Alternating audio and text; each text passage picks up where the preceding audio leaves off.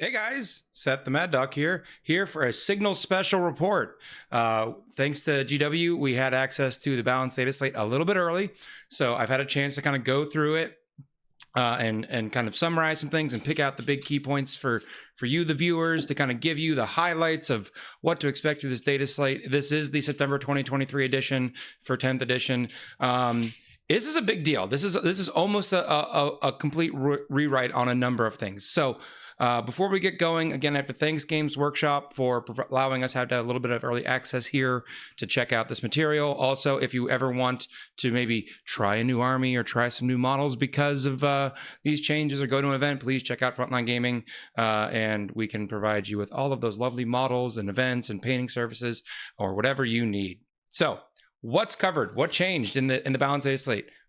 We have core rule changes, we have stratagem changes, we have faction rule updates, and we have point changes. That's a lot of stuff. We're going to try to go through it fairly quickly and kind of keep you at the surface level. I'm not going to go into points because you would literally be looking at my lovely face for the rest of the day trying to go through all the points. In terms of core rule changes, we have a number of things to take a look at. The first is ruins and visibility. They have changed how ruins work. Before, it was nothing can draw line of sight over or through a ruin unless it was wholly within a ruin, with the exception being towering and aircraft can always draw line of sight over or through. They have changed it that now nothing can see over or through a ruin unless it is wholly within it. Aircraft can still see over and through, and towering can only see over and through the single ruin that they are within, and they don't have to be wholly within now, they can just be partially within. So this is a very similar rule set to what a number of events we're using, including ourselves here at Frontline Gaming. I've had a chance to play with this, and I think this is a fantastic change.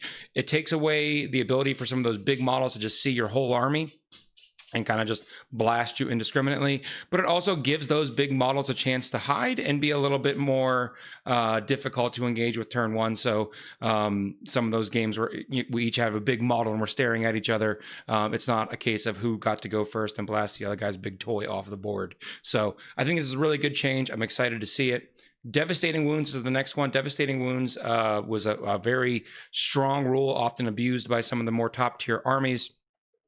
Basically, when you had a critical wound, which could be from rolling a natural 6 or any of the anti-rules like anti-monster, anti-vehicle, 4-up if you rolled a 4-up, that damage, if it was became critical, became just mortal wounds, and that would spill from model to model model. That would allow an anti-tank weapon to be able to do a ton of damage to infantry units, which was definitely not the intention. So they have changed this. The Devastating Wounds now just means you don't get an armor or an invuln save against this damage, and this damage does not spill over. You still can take a feel no pain against it. So it keeps it very functional and very useful against those large targets, but it doesn't allow an anti-tank weapon to spill over and do 10 mortal wounds to an infantry unit, wiping out the infantry unit. So I think that's another great change. I'm excited to see it. The last one, sorry, bumped the mic there, is a big one. It's all the things that involve modifying stratagem cost and frequency. They basically have changed it so that anything that modifies a stratagem cost, either up or down, can only affect battle tactic stratagems. And for reference, like for the core rules, there's only 2 stratagems that are battle tactics. That's your reroll and your go to ground stratagem. If you have another stratagem that is called out in the rule, for instance, the beast boss on Swigosaur has a rule that says he can use the heroic intervention stratagem for 1 CP rather than 2. If in that case where it's calling out an individual stratagem and saying what it's doing to its cost, that is still allowed. The same thing is reflected for any rules that allow you to use a stratagem more than once per phase or turn. So if you had a rule that said you can use this again even if it's already been used, it can only be used on battle tactic stratagem unless it's called out the specific stratagem. So that a lot of folks would use that on something like Overwatch. For instance, the only thing that I know that has the Overwatch stratagem called out in the rule is the Necron Hexmark Destroyer. So that would still be allowed to Overwatch if something else has, but if your army doesn't call out Overwatch as a rule that it can use multiple times, then you can't use it. So I think this is a great idea to help clean up a lot of these interactions. I strongly encourage everyone to go out, check their codex and see what battle tactics they have, and check the common opponents that you're running into to see what stratagems are battle tactic for them, so that you know what can and cannot be modified by either cost or frequency.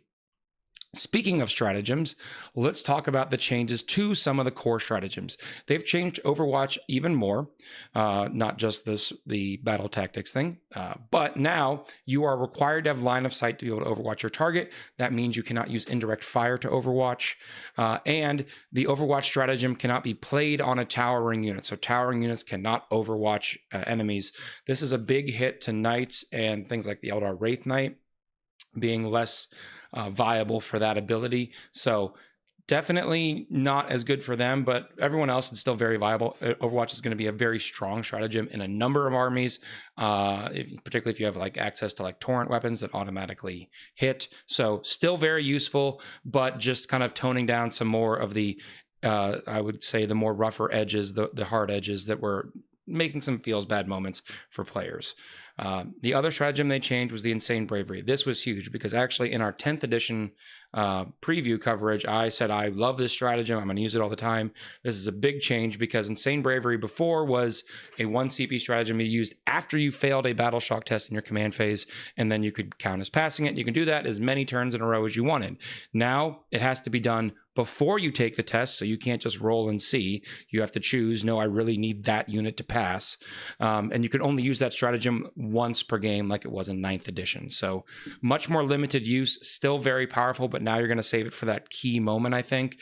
So still very useful, but maybe a little less common that we're going to see it. And that does help make Battle Shock feel a little bit more impactful. Let's get into some of the faction changes. And this is the list of factions that have received changes. It's a lot of them. A lot of factions have seen changes. This includes buffs and nerfs for these factions. Let's get going into them. Custodes are our first one. Custodes, they had their fight first stratagem, which was a very strong stratagem, moved out of battle tactics to the epic deed slot, so they can't recurse that strat and use it multiple times in a turn. That's very good for other close combat armies that might want to go in there and do some punching. But they also capped the unit size for Custodian Guard and Wardens to 5 mans and capped bikes to 3 mans. So definitely going to be a less big clump of infantry moving forward type of army. Still is going to be a strong army. I don't know if it will still be one of the dominant armies of the meta, but definitely took a few nerfs there. Up next is Admac. I'll be honest with you guys. I love the appearance of Admac. I actually used to have a bit of an Admac army, not so much anymore. But they upped the toughness of their basic troops, not the actual toughness, but their armor save and invuln save is now a 4+ and a 5+.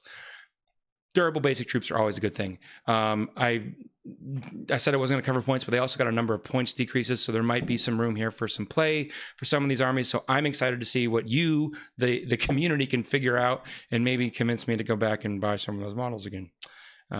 Let's move on to the boogeyman, the big scary thing that everyone was hoping to see just a pile of nerfs for. That's the Eldar. They did take some nerfs in their points. We've already had one nerf with the change in how their fate dice works earlier in the summer. They have now changed the Phantasm stratagem so that it can only be used on infantry.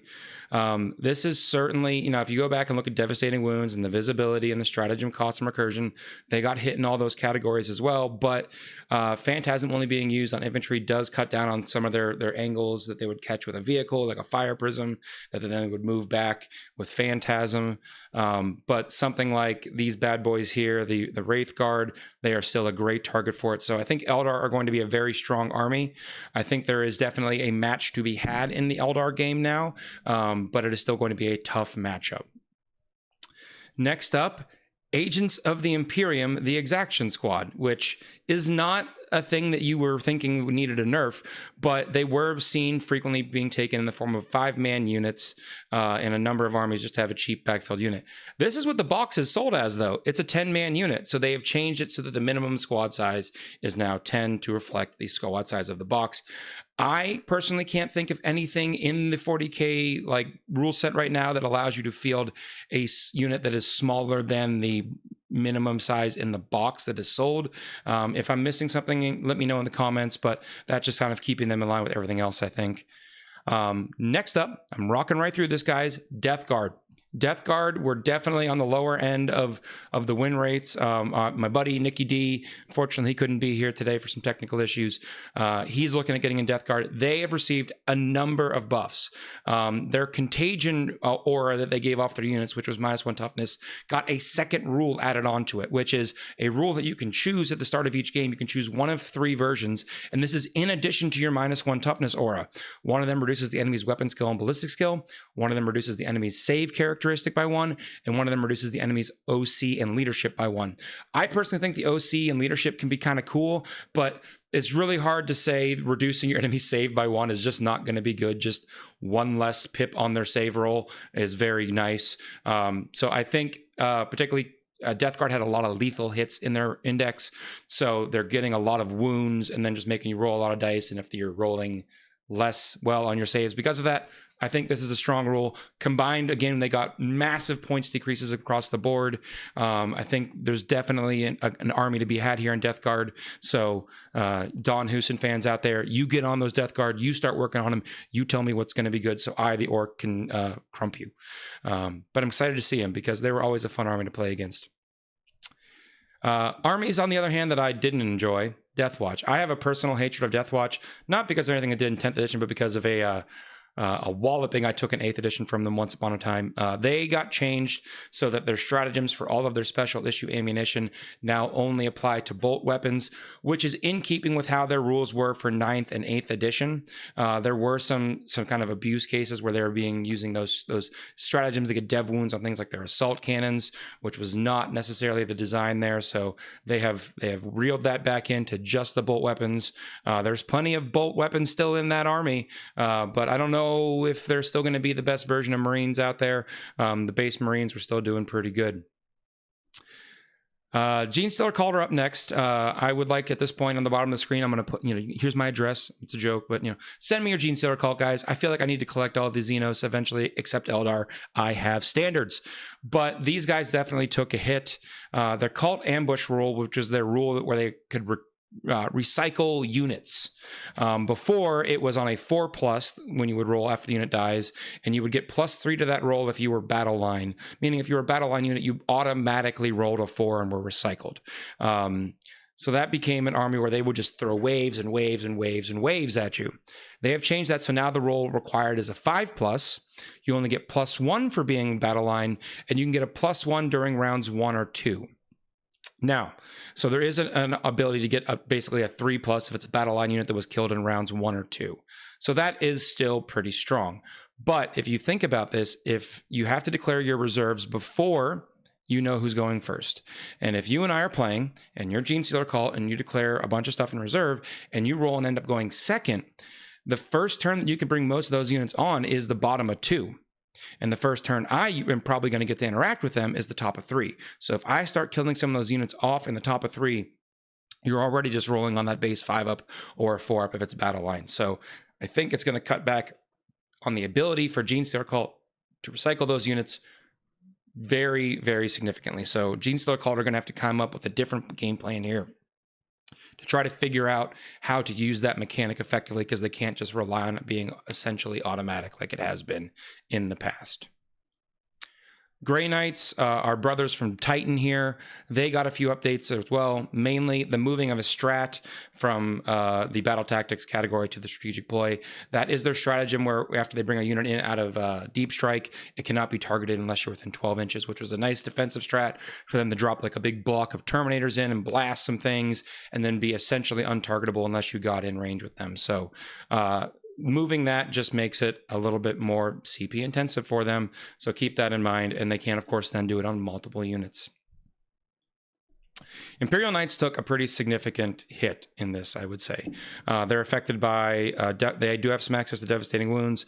They were definitely affected by the towering ruling and the Overwatch change. Most of those big knights like a Valiant can't Overwatch anymore. They took a few more specific faction nerfs, that being their bondsman ability, which was the rules that the big knights would hand out to the little knights. And before it was that rule, such as the warden handing out a -1 damage buff, would apply to both the Warden and the Armigers. Now the Bondsman abilities only apply to the Armigers. So it is a little less effective. So you can still have some mechanism to interact and try to take out the big knight so that you can stop the little knights from getting the buff. They also updated a number of strats. The Thunderstomp strat moved to Epic Deed.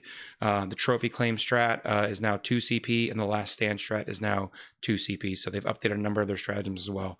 Overall, Imperial Knights, I think, definitely took a step down.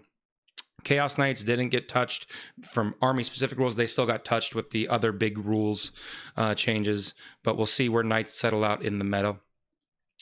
My lovely little space dwarves, my dirty space miners are up next. They got they got a bunch of points decreases because they were, I think, one of the lowest win rate armies out there. But in terms of their army rules, they have their judgment tokens that they hand out pre-game, which 1 token is +1 to hit, 2 tokens is +1 to hit, +1 to wound.